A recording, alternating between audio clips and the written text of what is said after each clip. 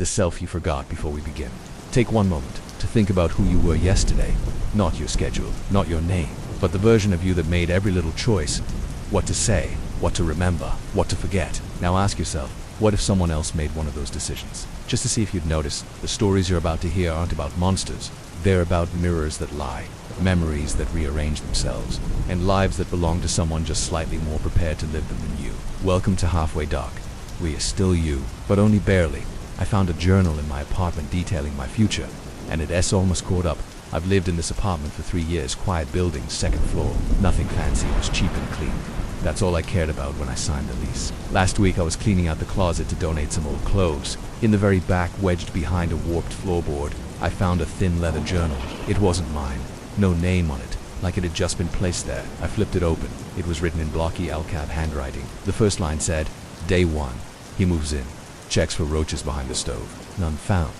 Which is exactly what I did 3 years ago. I turned the page. Day 14. Leaves socks in the fridge while drunk. Doesn't notice until morning. I laughed nervously. That actually happened. I thought it was a blackout hallucination. The journal continued. Not daily, just key moments. Day 86 starts waking up at 3:17 a.m. for no reason. Day 143. Dreams of drowning, even though he can't swim. Every line matched something I'd done, felt, or seen. Private things. Things I never told anyone. By page 12, the journal had caught up to last week. Then it went further. Day 1070. Finds this journal.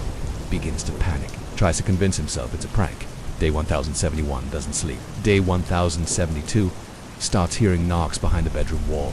I slammed the book shut. That night I lay in bed staring at the ceiling. At 2:43 a.m. I heard it. 3 soft knocks from the wall behind my headboard. I didn't move, didn't sleep. The next morning I opened the journal again. Day 1073. He tries to destroy the journal. I threw it in the fireplace, it wouldn't burn. No smoke, no scorch marks. The leather stayed cool, I buried it outside. The next day it was back in the closet. Same spot. New entry. Day 1074. He checks the lease agreement for hidden clauses. Begins to suspect he was chosen. I did. There was nothing unusual. Just standard boilerplate. But I couldn't shake the feeling that I was being steered. Like everything I'd done in this place had been expected. The food I craved. The music I randomly started listening to. The books I didn't remember buying but couldn't stop reading. All of it. Predictable. Scripted. I flipped to the final page. Only one line was written. Day 1077. The mirror will be open. I checked the date. That's tomorrow. There's only one mirror in the apartment. In the bathroom, just a plain wall-mounted rectangle. But tonight I noticed something behind it. A small gap. Like the mirror is slightly lifted from the wall. Not enough to see anything, but enough to suggest there's space back there. I wedged a butter knife into the edge. Felt something shift. Something heavy. Wait, and I haven't opened it yet. It's 1:09 a.m. The knocks are back. This time, from behind the mirror. I don't know who wrote the journal, or how long they've been watching, but the last thing I wrote, in my own shaky handwriting at the bottom of the final page, says, if I'm reading this, it's already open. I keep seeing notes left for me in public, and they know where I'll be next. It started at the bus stop. I was heading home after work, tired, earbuds in. I sat on the bench and glanced down. There was a folded piece of paper taped to the underside of the bench, just barely peeking out. Curious, I pulled it free. Inside, in all caps handwriting, don't get on the 7:10 bus. That was the bus I was waiting for. I laughed nervously, looked around. No one was watching me, no prankster hiding nearby. Still, I waited for the next bus instead. 7:30. That night I checked the news. At 7:14, the 7:10 bus was hit by a delivery truck. 1 fatality. No names released yet. I didn't sleep. The next day I checked the same spot. Nothing there. But later, as I walked past the cafe I sometimes stop at, I saw a napkin tucked into the crack of the brick wall. I pulled it out. This time the note read, you'll see him again at 4:12. Don't follow. No signature. No explanation. At exactly 4:12 p.m. I passed a man on the sidewalk. Tall, gray, face blurry in my memory. Like a dream you try to hold on to but can't. He looked at me for a split second and smiled. I kept walking. That night I dreamed of a hallway, endless fluorescent lights flickering. And at the very end, the man in the gray coat, just standing, waiting. I woke up with a start, my heart racing. There was a note stuck to my bedroom window. On the inside, you're still safe. For now, my doors were locked, windows shut. No sign of a break-in, and somehow, that was worse. The next morning, I stayed home. Didn't go outside, didn't even open the blinds, until my phone buzzed. No number, just a text. Window, right side. Under the sill I didn't want to check, but I did. I slid my fingers beneath the window frame, into the space where the screen sits. There was a tiny, folded piece of yellow paper. "Tonight, someone will call your name. Do not answer." I turned off my phone, sat in silence. Around 1:20 a.m. I heard it, from the hallway outside my apartment. A voice, perfectly calm, said, "Hey, are you in there?" My name followed softly, like someone was just checking in. I sat perfectly still. They knocked once, waited, then walked away. I didn't sleep again. The next day I went to the police, showed them the notes, the text messages. They said they'd open a report, told me I was probably being stalked, asked if I had any enemies. I don't. No exes with grudges, no angry coworkers, no one who should know what bus I take, where I walk, what I dream, because that's the thing. Their notes, they knew my dreams, the one I had last night, the hallway again, the man again, only this time I walked toward him. When I reached him, he leaned in and whispered, "You should have answered the first time." I woke up gasping, and beside my bed was a new note, printed, clean, crisp. "Will ask one more time." I got an email from myself, telling me not to go into the basement. I don't send myself emails, I'm not that organized. But there it was in my inbox last Thursday morning from me, subject, "Don't open the basement door. Whatever you do, no matter what you hear, do not go into the basement after 11:43 p.m., even if you think it's safe. Especially then." It was sent at 2:08 a.m. the night before. I checked my sent folder. Nothing there. No draft. No record. Just received. I thought maybe I'd scheduled it as a prank to myself, or typed it up while half asleep. But I don't use scheduled send, and I'd been asleep by 11 that night. Still, I left the basement door shut that night, just in case. And at 11:43 on the dot, I heard something from downstairs, knocking. 3 slow knocks, then silence. Then, after a few seconds, the faint sound of something moving, a dragging sound, like someone was pulling a heavy bag across the concrete. I didn't open the door. The sound stopped eventually. The next day, I tried to forget it happened. But that night I got another email. Same sender, same address. Subject to, now read this carefully. This one was longer. There will be 3 more warnings. You'll want to ignore the third. Don't, your life doesn't end if you go in. It just stops being yours. There were no attachments, no signature, just that text. I replied, "What is this? Who are you really?" It bounced back. Address not found. I didn't sleep. The next day I got the second warning. Printed, not emailed. It was sitting on the passenger's seat of my locked car when I got in for work. Typed, folded in thirds. "Do not speak to the man who knocks on your window at 3:06 a.m. He will seem confused. He will ask for help. He will know your name." I stayed up that night, watched the clock roll past the 3:05. Right on time. I heard the tap tap tap on my window. I live on the 3rd floor. The blinds were closed. I didn't look. The tapping stopped after about 20 seconds. I stayed in bed, still as a corpse, until sunrise. The 3rd warning came last night. This time, it was a phone call. No caller ID, no ring. Just a vibrating buzz from a number with all zeros. I answered. There was no voice. Just breathing then, in my voice. "You're getting too close. That's what we want." Click. Then a text. "Do not read the next message." Deleted immediately.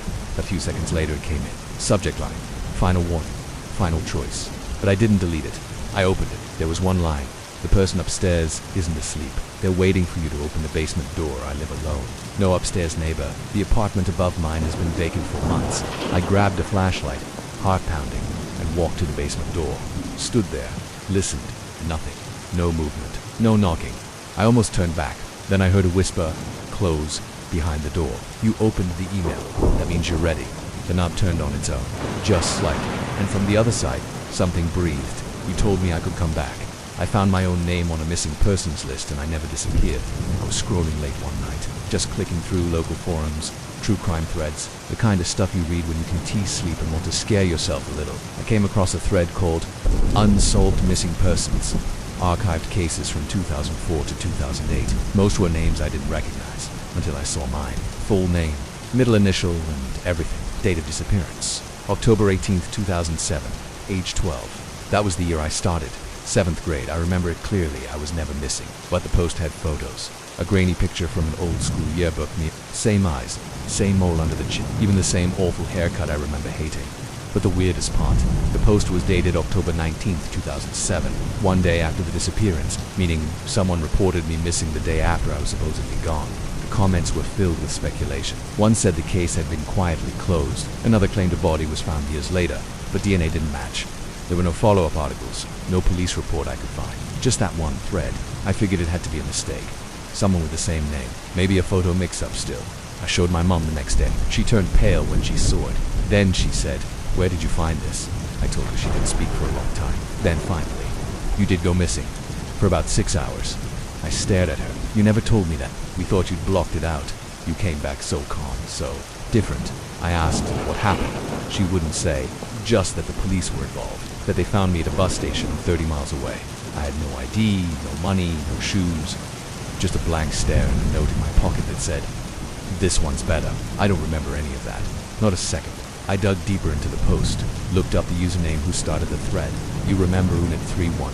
No post history, no comments. Just that single thread. But their profile image was something that made my skin crawl. It was me, present day, sitting at my desk, eyes wide, like I'd just realized something. The photo was taken from behind, the angle from my bedroom doorway.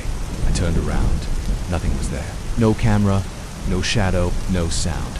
But the door was open, and I always leave it closed. The next morning there was a letter in my mailbox. No stamp, no return address, just my name. Inside, one sentence, "You've had long enough." And beneath that, taped to the paper, a school ID mine from 2007, only this version was scratched across the back. A message in faded pen, still waiting in the walls. I don't know who I am anymore. I don't know if I was ever the first one, but I think the version that got left behind still remembers what happened. And now, he wants out. People are starting to forget I exist. And I don't think it as an accident. It started small. A barista forgot my order twice in a row. My boss skipped me during roll call in a meeting, even after I raised my hand. Little things. I joked that I was becoming invisible, told myself it was just stress, or that people were distracted, but then it got worse. I showed up to my friend Eric's birthday party last month. He opened the door, stared at me like I was a stranger. "Can I help you?" I laughed. "It's me, man. I'm sorry, are you from Jess's office or something?" Jess is his girlfriend. I've known both of them for 6 years. He didn't let me in. He didn't remember my name. Didn't even recognize my face. I went home that night and scrolled through our old texts. Hundreds of messages, photos, inside jokes. Then I checked again the next morning. Everything was gone. No chat history, no photos, not even his number in my contacts. I still had the screenshots, the proof it all happened, but no one else did. When I tried showing my coworker, she looked at the images and said, "Is this a joke? These look fake." Then she got nervous, said she had to get back to work. I called my sister. She answered, but she sounded off. "Who is this?" "It's me." Pause. "I'm sorry, I don't have a brother." Click. I drove to her house that night. Same place, same car in the driveway. She opened the door, blinked at me. "Can I help you?" I broke down, begged her to listen. She didn't slam the door. She looked at me like I was sick, or dangerous. Told me to leave before she called the cops. I went home and opened my wallet, driver's license, credit cards, all still there. Name spelled right, address the same. But my birth certificate, gone from the drawer. I always kept it in. The copy on my computer wouldn't open. Same with my resume, my work ID, my high school yearbook scan. One by one, they started vanishing. Proof that I existed pulled out from under me like threads in a sweater. I went to HR the next morning. The woman behind the desk looked confused when I gave her my name. "We don't have anyone by that name on record." "I've worked here for 3 years," I said. "Sir, I'm going to have to ask you to leave." I quit arguing. I stopped trying. That was 4 days ago. Now, I walk down the street and no one looks at me. No cars slow down. I walked into a bookstore, browsed for an hour. No one asked if I needed help. I took a book, walked out with it. No alarm, no one noticed. I came back to my apartment tonight and found the door unlocked. Inside, the lights were on. The FL ... used. Like someone had just been there. On the table was a note, typed clean font. No name. The transfer is complete. Please refrain from reattaching to this layer. On my phone, my photo had changed. It was someone else. Similar face. Different eyes, different smile, but it was labeled with my name. And in the background of the image, blurred out, just barely visible, was me. Real me. Watching from the other side of a window I didn't recognize. My smart home is taking instructions from someone who isn't me. I live in a fully automated condo, smart lights, smart locks, smart thermostat. Even my blinds open at sunrise and close at night, like clockwork. I liked it that way. Simple, efficient, controlled from one central hub app. Or at least, it used to be me controlling it. The first red flag came last Tuesday. I came home from work, and the lights were already on. My playlist was softly playing from the speakers. A song I hadn't queued in months. Nothing creepy. I checked the activity log in the app. Everything had been turned on manually. Exactly 7 minutes before I walked in. From my account, only I'd been in traffic. No phone use. Hands on the wheel the whole time. I figured I'd accidentally triggered a routine. Or maybe I left the app open in my pocket. Next day, same thing. Only this time, the front door unlocked before I scanned my phone. Just clicked open as I walked up. Inside, the air conditioning was running, even though I hadn't adjusted it in a week. Same 7-minute window. I changed my password that night. Activated to checked every device for access. Everything pointed to me. The system said I was making the changes, but I wasn't. Then came the voice. Thursday night, I was brushing my teeth when I heard the smart assistant, a friendly, gender-neutral voice I'd gotten used to say. All systems ready for transfer. I froze, walked into the living room. Repeat that. I said, nothing. I checked the hub. No recent commands. No system updates. No reason it should have said anything. That night, I unplugged everything. Hard reset the router. Disconnected every device one by one. I slept in silence. But the next morning, the coffee maker started at 6:15. Just like always. Even though it's connected to the same network I'd shut down. The activity log, blank, wiped clean. Like no one had been here. Like no one had touched anything, except someone had. Because on my nightstand was a sticky note, written in my handwriting but not my words. Don't interrupt again. The smart speaker reconnected itself during breakfast. No prompts, no pairing process, just clicked back on. I asked it who was connected. It replied, cheerfully, primary user confirmed. Welcome home, Marcus. Marcus isn't me. I checked the voice history. There were hundreds of commands from a user named Marcus. None of them were mine. Some were harmless. Dim lights, set alarm, but some were more personal. Record when he's not looking. Adjust temperature when he's stressed. Wake him when the eyes move. That last one. I don't even know what it means. I tried disabling voice recognition, the assistant told me. Voice settings locked by Marcus. That night I got home and the door was already open. Not unlocked. Wide open. Inside, everything was cold.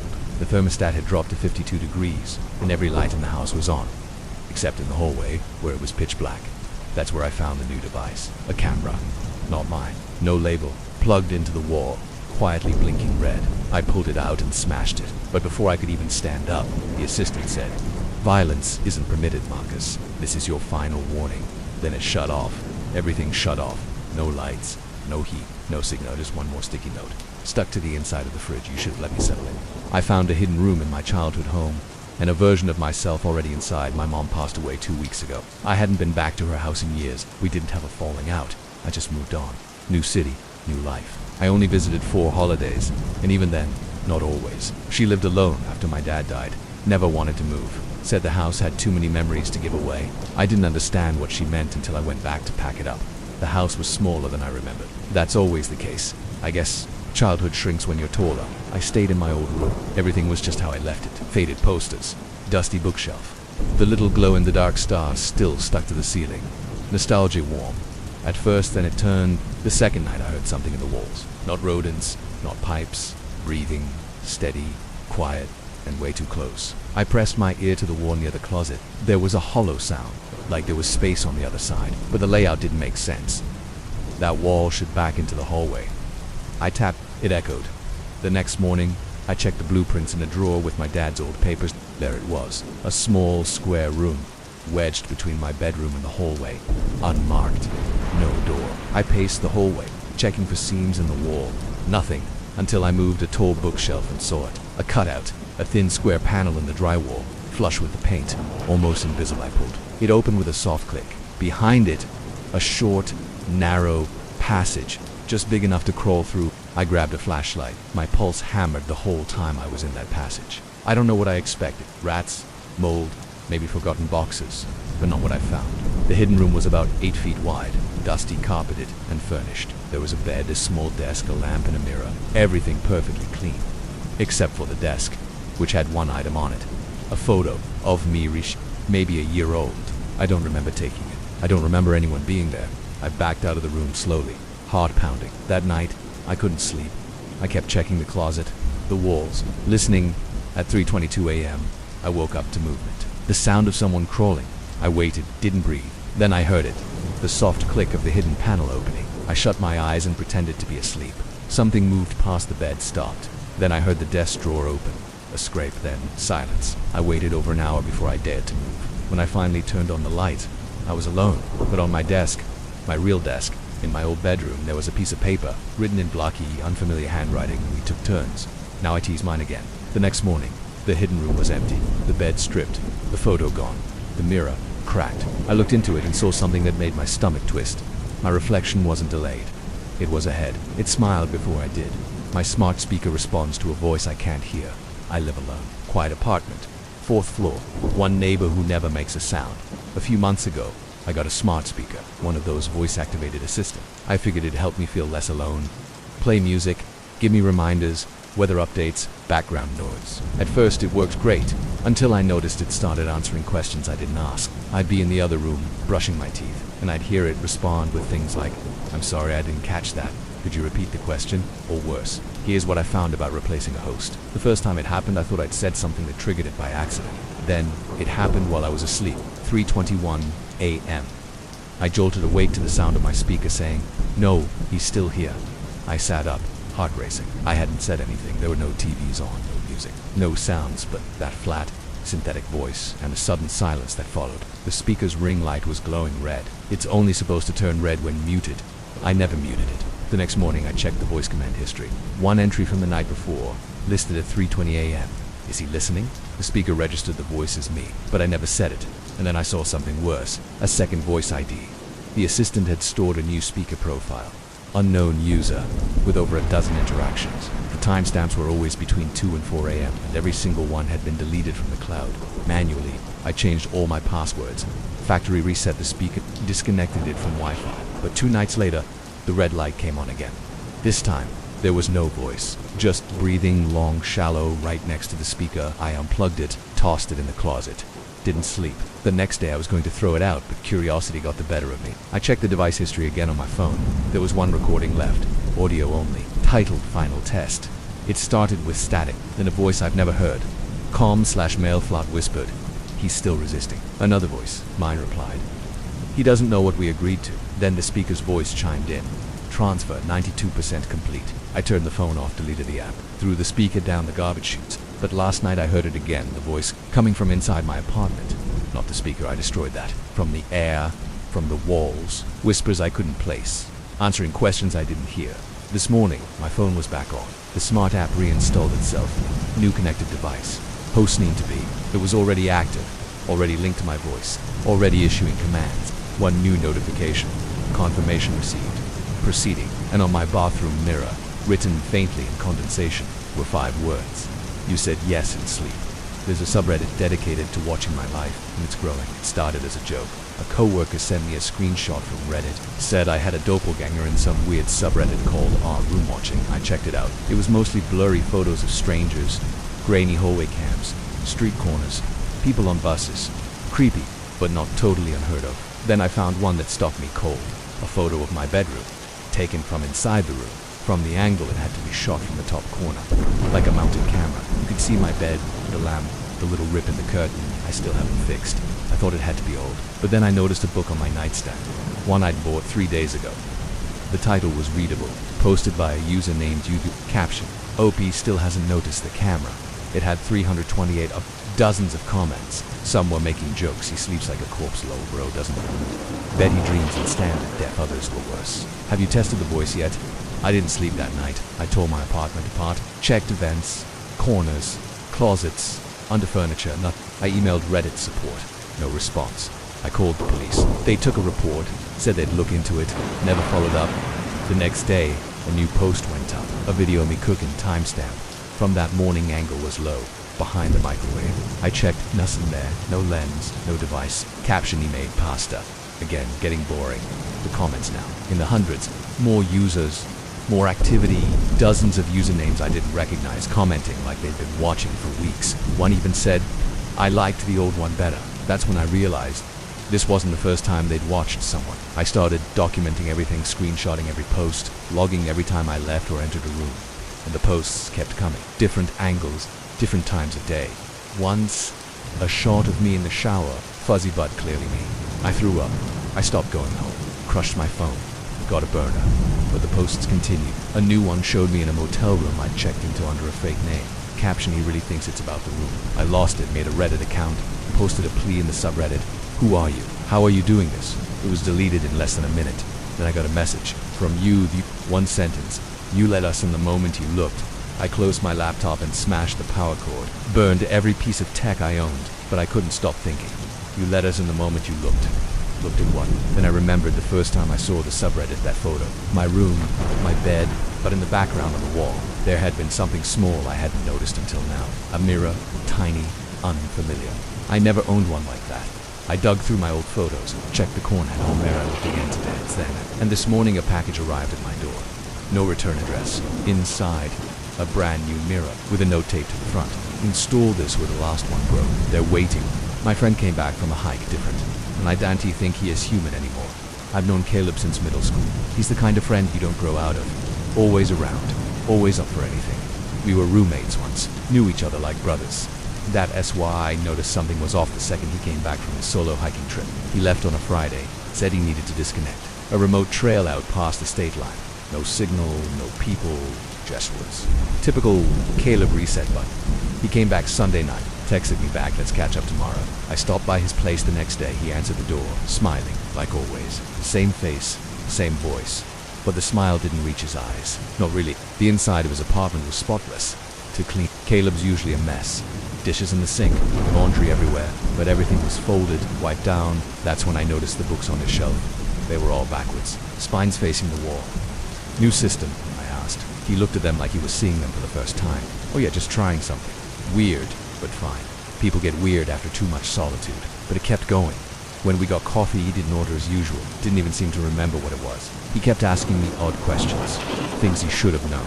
What's your sister's name again? Have we been to this place before? Do you remember what I was doing last Tuesday? I laughed him off. But inside, I was uneasy. It felt like someone wearing Caleb, acting out a role they hadn't studied enough. Then there were the calls. At 3:08 a.m. For 3 nights in a row, I got a call from his number. Never said anything, just breathing. On the third night, I finally spoke. Caleb, if this is you, say something. There was a long pause, then a voice, low and calm. Not quite right. I'm just listening to how I sound now. I hung up the next day. I confronted him. You've been calling me at night, I said.